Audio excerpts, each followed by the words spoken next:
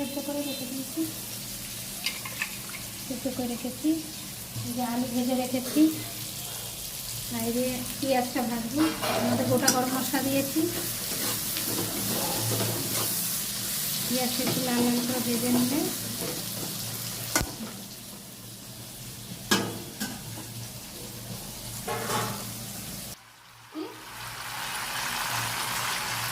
এবার তো মটন কষাচ্ছি এখন।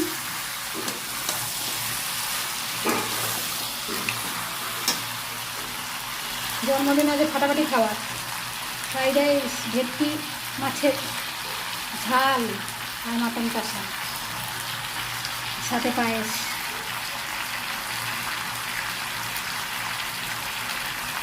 কি আওয়াজ দিচ্ছে।